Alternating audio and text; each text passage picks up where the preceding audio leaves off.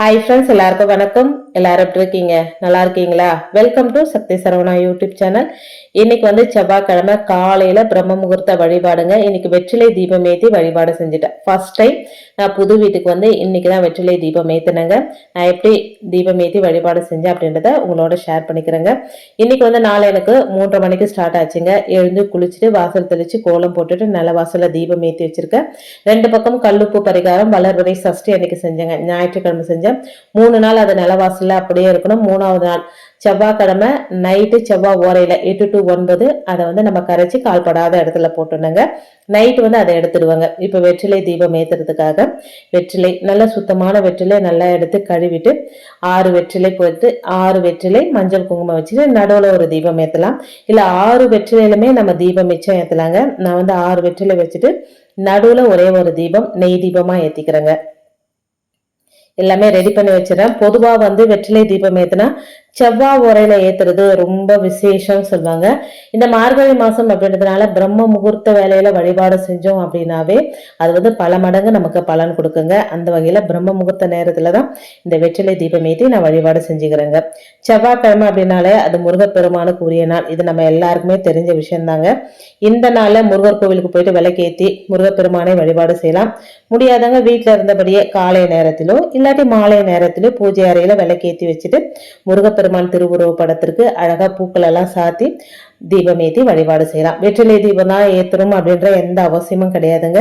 இருக்கிறவங்க வெற்றிலையில தீபம் ஏற்றலாம். இல்லைன்னா சாதாரணமா ஒரு மண் அகல் விளக்குல தீபம் ஏற்றி கூட வழிபாடு செய்யலாம். வெற்றிலை தீபம் ஏற்றி ஒரு சிலருக்கு நல்ல விஷயங்கள்லாம் நடந்திருக்குங்க. எனக்கும் வெற்றிலை தீபம் ஏற்றி நல்ல விஷயங்களா நடந்திருக்கு. எனக்கு நடந்திருக்கு அப்படின்றதுனால நான் ஏத்துறேன் அப்படின்றதுனால நீங்களும் கட்டாயமா ஏத்தணும் அப்படின்ற எந்த அவசியமே கிடையாதுங்க. உங்களுக்கு விருப்பம் இருக்கு, இது செஞ்சா நமக்கு நல்லது நடக்கும் அப்படின்னு நினைச்சீங்களா ஏத்தலாம். இல்லாட்டி நீங்க சாதாரணமா எப்பவும் போல கூட வழிபாடு செய்யலாங்க. நெய் தீபமா ஏத்திக்கிறேங்க. பொதுவாகவே நெய் தீபம் ஏத்துறது ரொம்ப நல்லது. நெய் ரொம்ப காஸ்ட்லி, நம்மளால வாங்கி ஏற்ற முடியாதுன்ற பட்சத்துல இந்த மாதிரி விசேஷமான நாட்கள்ல இப்போ 6 தீபம் ஏத்துறோம், நல்லெண்ணெய் தீபம் ஏத்துறோம்னா ஒரு தீபமாவது நெய் தீபம் ஏத்துனா நல்ல பலன்கள் கிடைக்குங்க. அதுக்காகவே நெய் நான் வாங்கி வச்சு இதை ஏத்திட்டு இருக்கேன். இந்த நெய் வந்து தங்கச்சி வந்து வாங்கி கொடுத்தாங்க. 1/2 லிட்டர் வந்து 500 சொல்லி வாங்கி கொடுத்தாங்க. நல்லா இருந்ததுங்க. இந்த நெய் எங்க இருந்து வருது அப்படின்னா திருவள்ளூர் வீரராகவர் கோயில் இருக்கு பாத்தீங்களா, அங்க வந்து பசுமாட்டுக்கு அந்த தொழுவம் வச்சிருப்பாங்க பாருங்க. அவங்க வந்து அவங்க மூலமா அதுல இருந்து வர பாலை வந்து நெய்யாக்கி அவங்க விற்கிறாங்க. அது வந்து மாசத்துக்கு ஒரு தடவை கொண்டு வந்து கொடுப்பாங்களாம். எனக்கு எப்பாடுபட்டாவது அந்த நெய் மட்டும் வாங்கி கொடுத்துரு அப்படின்னு சொல்லிட்டு அந்த நெய்யை வாங்கி தாங்க இப்ப நான் தீபம் ஏற்றி வழிபாடு செஞ்சுட்டு இருக்கிறேன். ஃபர்ஸ்ட் டைம் அந்த நெய் வாங்கி கிரகப்பிரவேசத்துக்கு பயன்படுத்தினேன். அதுல இருந்து இந்த மாதிரி விசேஷமான நாட்கள் செவ்வாய்க்கிழமையில வெள்ளிக்கிழமையில நெய் தீபமா ஏத்துறேன். வெள்ளி விளக்கு தங்கச்சி எனக்கு கிஃப்ட் கொடுத்தாங்க கிரக பிரவேசத்திற்கு. அதுல வந்து நெய் விட்டு தாங்க தீபம் ஏத்திட்டு வரேன். இப்ப எல்லாமே ரெடி பண்ணி வச்சுட்டேன். என்னோட பூஜை வந்து ஒரு 5:30 மணிக்கெல்லாம் முடிஞ்சிச்சுங்க. நான் வந்து இந்த வீட்டுக்கு வந்த புதுசுல ராஜ அலங்கார முருகர் போட்டோ ஒன்று வாங்கியிருந்தேன்.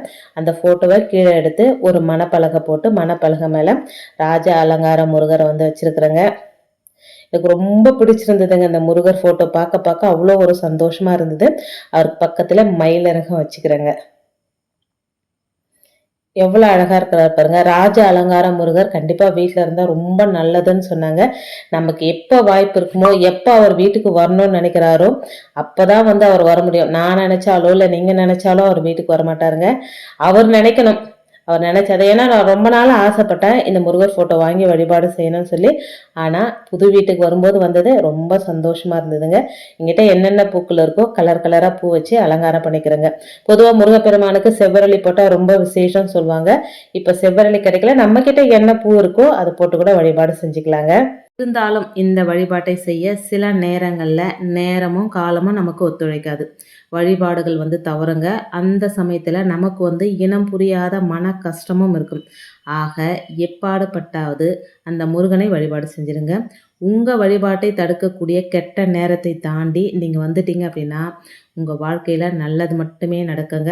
கொஞ்சம் சோம்பேறித்தனம் பண்ணாம எளிமையான முறையில கூட வழிபாடு செஞ்சுக்கலாம். போட்டோ கூட இருக்கணும்னு அவசியம் கிடையாதுங்க. ஒரு தீபம் ஏற்றி வச்சு கூட நம்ம வழிபாடு செய்யலாம். இந்த ஒரு மந்திரத்தை சொல்லும்போது முருகப்பெருமானை வழிபட்ட பலன் முழுவதும் நமக்கு கிடைக்குங்க. அது என்ன மந்திரம் அப்படின்றத வீடியோ ஸ்கிப் பண்ணாமல் பாருங்கள். இப்போ வந்து முருகரோட சிலையும் வேலும் வச்சுருக்குறேங்க. இன்றைக்கி அபிஷேகம் பண்ணல, ஞாயிற்றுக்கிழமை தான் அபிஷேகம் பண்ணன்றதுனால இன்றைக்கி அபிஷேகம் பண்ணல. நான் எப்பவுமே வெளியே போகும்போது ஒரு வேல் கொண்டு போவோம் பார்த்தீங்களா, அந்த வேல் கையிலையும் வச்சு அழகாக சிவப்பு கலர் பூ ரொம்ப பிடிக்கும் அவருக்கு. அதனால் சிவப்பு கலரில் இருக்கிற ரோஸ் வச்சு அலங்காரம் பண்ணிக்கிறேங்க. கொஞ்சம் சோம்பேறித்தனப்பட்டு இந்த வழிபாட்டை தவற விடும்போது பிரச்சனைகள் வந்து நம்ம சூழ்ந்துக்கும் அப்படின்னு சொல்லப்படுதுங்க. எல்லாருக்குமே முருகரோட அருள் கிடைக்கணும் அப்படின்றதாங்க என்னுடைய ஆசை கூட. அதனால தான் இந்த வீடியோ உங்களுக்கு நான் ஷேர் பண்ணுறேங்க. இதை நீங்கள் சொல்லும்போதே அந்த மந்திரத்தை நீங்கள் ஒரு தரமாவது சொல்லுங்கள். கண்டிப்பாக முருகப்பெருமானை வழிபட்ட புண்ணியம் உங்களை வந்து சேருங்க. நோய் நொடி இல்லாமல் வாழ, செல்வ வளத்தோடு வாழ, குடும்ப சண்டைகள் இல்லாமல் வாழ, தீராத பணப்பிரச்சனை தீர, தீராத கடன் சுமையிலிருந்து வெளிவர செய்ய வேண்டிய எளிமையான முருகர் வழிபாடுங்க அது. சொல்ல வேண்டிய எளிமையான முருகர் மந்திரம். முருகருக்கு வந்து பாலும் பழம் ரொம்ப பிடிக்கும். அதோட பஞ்சாமிர்தம் அவருக்கு ரொம்ப ரொம்ப பிடிக்குங்க. முருகருக்கு என்ன பிடிக்குமோ அதை நீங்கள் நைவேத்தியமாக வைக்கலாம். எதுவுமே வைக்க முடியலன்னா டைமண்ட் கல்கண்டு எல்லார் வீட்லேயும் இருக்கும். அதை வச்சுட்டு கூட நீங்கள் வழிபாடு செய்யலாங்க. நான் இப்போ எல்லாமே ரெடி பண்ணிவிட்டு வெற்றிலை தீபமும் ஏற்றுறேங்க. முருகப்பெருமானோட கந்தசஷ்டி கவசம், வேல்மாறல் இதெல்லாமே நான் படிச்சுக்கிறேங்க. இப்போது இந்த மந்திரத்தை தீபம்லாம் ஏற்றி வச்சுட்டு முருகப்பெருமானுக்கு முன்னாடி நம்ம உட்காந்துட்டு இந்த மந்திரத்தை 27 தடவை சொல்லணுங்க. சொல்லும்போது கண்ணை மூடிட்டு சொல்லக்கூடாது. அது ஒன்றே ஒன்று தாங்க அதில் ரெஸ்ட்ரிக்ஷன். நம்மளுடைய கண்ணை திறந்து முருகப்பெருமானோட கண்களை பார்த்து இந்த மந்திரத்தை சொல்லலாம். ஒருவேளை உங்ககிட்ட முருகரோட ஃபோட்டோ இல்லை, சிலை இல்லை அப்படின்னு நினைக்கிறவங்க தீபம் ஏற்றி வச்சுருப்பீங்க பார்த்தீங்களா, அந்த தீபத்துக்கு முன்னாடி உட்காந்துட்டு அதில் முருகப்பெருமான் இருக்கிறதா நினச்சிட்டு இந்த மந்திரத்தை சொல்லணுங்க. வெறும் தரையில் உட்காரக்கூடாதுங்க. கீழே ஏதாவது ஒரு விரிப்பு போட்டு உட்காந்துக்கோங்க. இல்லை வந்து ஏதாவது ஒரு டவல் அந்த மாதிரி விரித்து போட்டு உட்காருங்க. முருகப்பெருமானுடைய பவர்ஃபுல் மந்திரம் ஓம் பாலசுப்ரமணிய மகாதேவி புத்ரா சுவாமி வரவர ஸ்வாஹா. இன்னொரு தடவை சொல்கிறேன் பாருங்கள். ஓம் பாலசுப்ரமணிய மகாதேவி புத்ரா சுவாமி வரவர ஸ்வாஹா. மனமுருகி கண்ணீர் கசிந்து இந்த மந்திரத்தை முருகப்பெருமானை பார்த்து நம்ம சொல்லும்போது கண்டிப்பாக முருகப்பெருமானோட பரிபூரணமான ஆசீர்வாதம் நமக்கு கிடைக்குங்க. ரொம்ப எளிமையான மந்திரம். ஒருவேளை இந்த வாரம் உங்களால் செய்ய முடியல அப்படின்னா வர செவ்வாய்க்கிழமையில் செய்யுங்க. ஒவ்வொரு வாரமும் செவ்வாய்க்கிழமையில் இந்த மந்திரத்தை 27 தரம் சொல்லும்போது நீங்கள் சொல்லி தான் பாருங்களேன். சொல்லும்போது நான் சொல்கிறேன் பார்த்தீங்களா, நான் வந்து இது 2வது வாரம் சொல்கிறேங்க. எனக்கு முதல் வாரம் சொல்லும்போதே நல்ல பலன் இருந்தது. அதை வந்து நம்ம ஒரு விஷயம் சொல்கிறோம் அப்படின்னா அது நமக்கு நல்லது நடந்தால் மட்டும்தான் சொல்லணும்னு சொல்லுவாங்க. அந்த வகையில் முதல் வாரத்திலே எனக்கு நல்ல ஒரு பாசிட்டிவ் எனர்ஜி கிடைச்சிது. அதனால தான் உங்களுக்கு இந்த வாரம் சொல்லியிருக்கிறேங்க.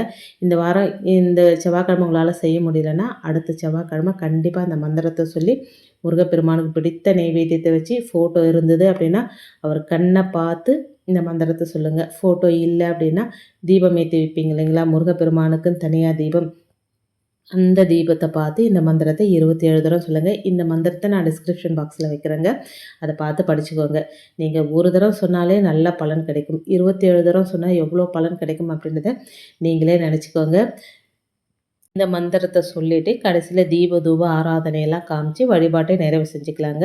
உங்களுடைய மன கஷ்டம், மனபாரம் அப்படியே பாதியாக குறைஞ்சிடுங்க. இந்த நாள் அத்தனை சிறப்பான நாளாக மாறும். இந்த மந்திரம் சொன்ன நாள் உங்களுக்கு அத்தனை சிறப்பான நாளாக மாறுங்க. பிரச்சனை எல்லாமே பறந்து ஓடிடுங்க.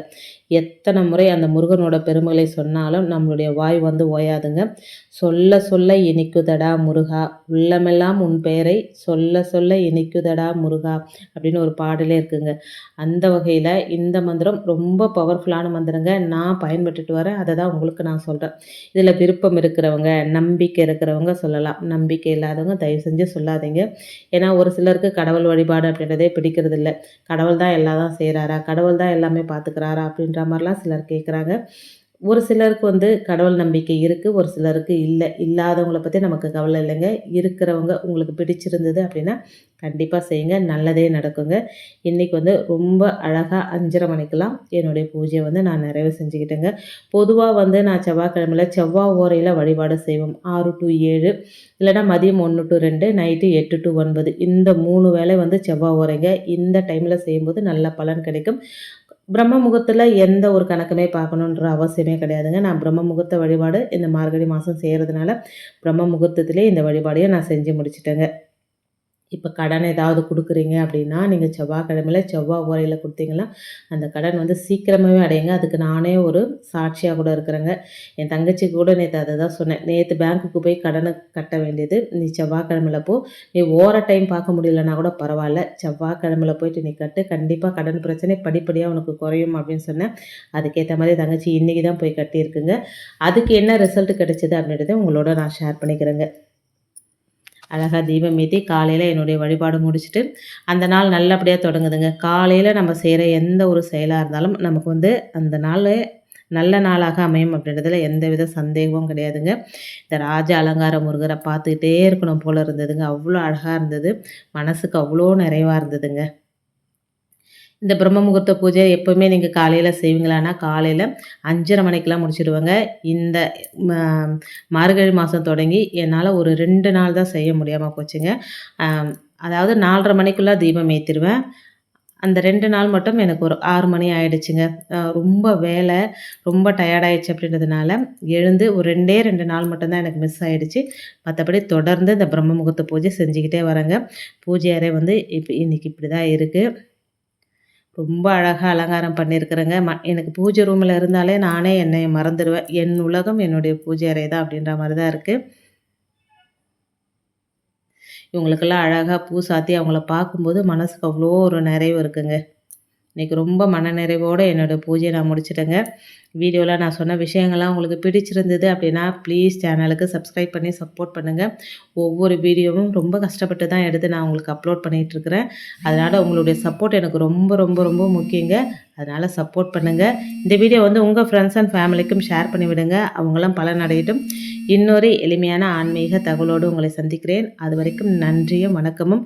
முருகப்பெருமானோட அருளாசி எல்லாருக்குமே பரிபூரணமாக கிடைக்கணும் அப்படின்னு நானும் வேண்டிக்கிறேங்க. தேங்க்ஸ் ஃபார் வாட்சிங் ஃப்ரெண்ட்ஸ்.